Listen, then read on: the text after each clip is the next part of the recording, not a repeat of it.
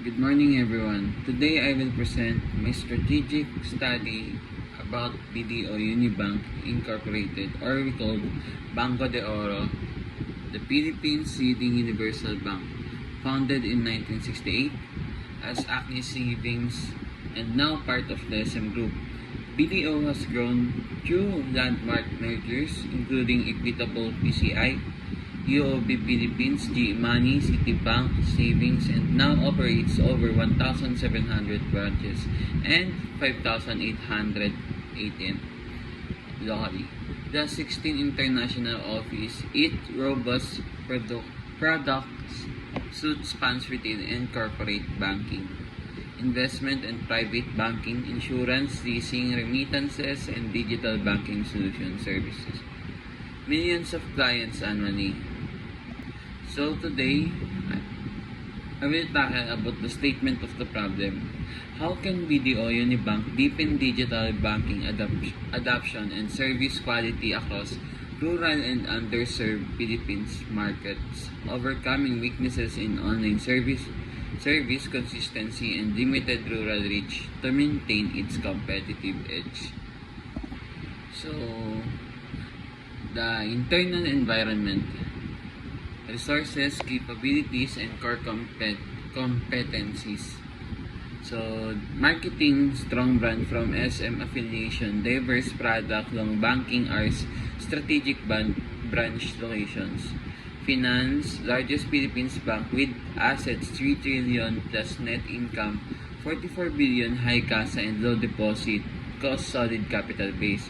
Operation, massive branch ATM network, digital investment, biometric, cloud, mobile onboarding, rural microfinance via BDO network bank. So the next thing that we will tackle is external environment, which is the Porter's 5 forces. First is threat of new entrants law, high capital regulation, and brand dominance. Second is supplier power, high-tech vendors and key infrastructure providers have leverage. Third is buyer power moderate. Clients can switch banks but cost and integrated services lessens this. Fourth is threat of substitute moderate to high. Fintech non-bank lenders pose alternatives especially in digital services. The fifth is competitive rivalry high. Strong competition from banks like BPI, Metrobank, Security Bank, and other emerging digital players. So the next is SWOT analysis. This is where you can know what is the strength, weaknesses, opportunities, threats of the company. First is strengths. The strengths of BDO is extensive branch and ATM network, diverse product offerings and flexible hours, strong SM back brand and capital. Second, weaknesses, inconsistent rural services, online banking user experience issues. Second is opportunities, ASEAN expansion, mobile innovation, deepening financial inclusion in rural areas. Threats, intensify competition and fintech disruption. Regulatory constraints, rising international banking presence. The sixth that we will tackle about is strategic alternatives, which is we can see the growth, which is the growth of the company, expand digital mobile services, and enhance rural digital infrastructure and training. Advantages, capture underserved segments, boost digital usage, increase market share. Disadvantages, high investment adoption barriers in rural area, which means na ang disadvantages is high investment, which is better, but some people cannot invest on it, especially in rural areas. Second, stability. Maintain current operations, iterate digital features quietly. Advantage, low disruption, preserves capex. Disadvantages, may fall behind competition, stagnating rural footprint. Third is retrenchment. Retract from performing rural outlets to cut costs and focus on profitable units. Advantages: reduces overhead. Disadvantages: damage presence brand and misses core unnoticed markets. Next is implementation program. First, management plan. Appoint a digital and inclusion director with rural banking expertise. Form a functional digital adoption team.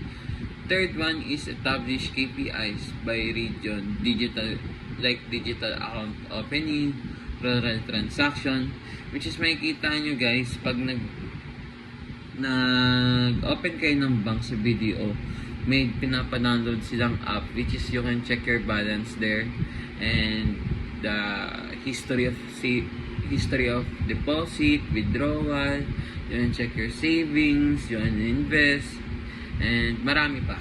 So, second is marketing plan, regional campaigns, radio community events highlighting mobile versus branch usage. Second is use branch ambassador to demo digital banking, incentivize app usage, lowering fees, promo offers. Financial plan, allocate capex space rollout, pilot in 3 provinces. Seek government or SME grants for financial inclusion.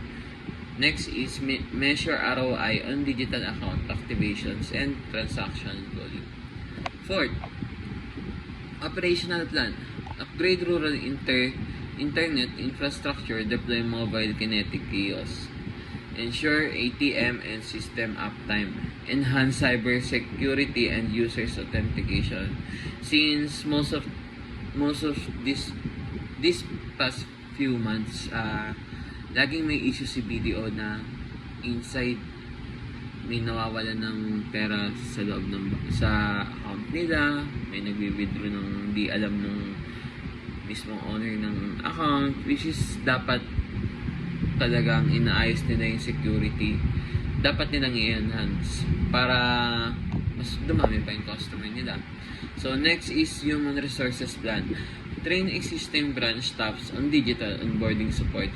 Hire digital marketing specialists for rural. Incentivize branch performance in digital KPIs.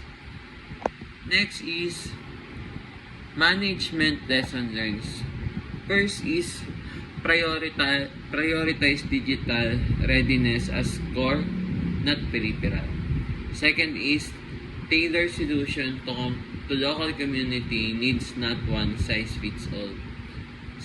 Third one is blend physical presence with digital services to build trust. Fourth, set up pilot programs for phase rollout and adjust strategies. And the last one is foster a culture of continuous innovation and rural empathy at leadership level. Thank you.